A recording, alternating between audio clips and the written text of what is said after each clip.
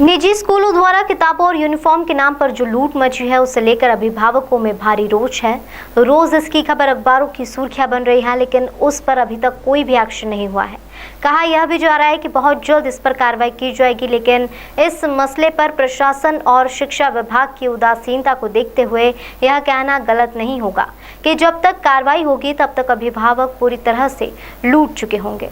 अभिभावकों की माने तो स्कूल माफिया द्वारा नए शिक्षण सत्र से ही लूट करने की सारी योजना क्रियान्वित की गई है। इसमें कुछ दुकानदार बकायदा परसेंटेज के भागीदार बने हुए हैं। स्कूल प्रबंधन द्वारा अपनी तय रणनीति के तहत एक विशेष दुकानदार को शिक्षण संबंधित सामग्री बेचने का ठेका दिया जाता है, जहां अभिभावकों को भेजकर मनमाफिक दाम वसूले जा रहे हैं। इतना ही नहीं, बेहद घटिया कपड़ों से निर्मित स्कूल ड्रेस को भी यह लोग बेहद ऊंचे दामों पर बेचकर मुनाफा कमाने का खेल चला रहे हैं। निजी स्कूलों द्वारा हर वर्ष यह प्रक्रिया अपनाई जाती है कि कुछ विशेष दुकानों पर ही किताबें और यूनिफॉर्म लेना आवश्यक होता है। हर वर्ष इस बात पर हल्ला मचता है, लेकिन इन दुकानों पर न तो कोई कार्रवाई होती है और ना ही उनकी दुकान सील करने की कोई कार्रवाई होती है।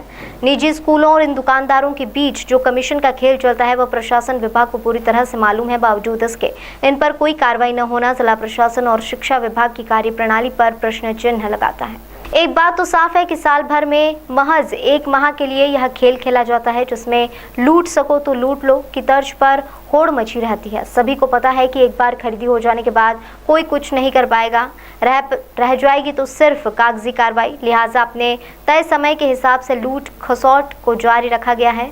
इधर कार्रवाई के बाद जो रहा अभिभावक मजबूरी वश किताबें और ड्रेस खरीद तो रहा है, लेकिन उसे इतना तो समझ आ ही गया कि सारी खरीदारी होने के बाद ही अब कार्रवाई हो पाएगी। शिक्षा माफिया के इस मायाजाल से अधिकांश अभिभावक अपने आप को प्रताड़ित मान रहे हैं, क्योंकि मध्यम वर्गीय परिवार अपने बच्चों को अच्छे स्कूल में पढ़ाने की चाह में प्राइवेट स्कूलों में पढ़ाते हैं, लेकिन प्राइवेट स्कूल मध्यम वर्गीय परिवारों की जेब पर डाका डाल रहे हैं।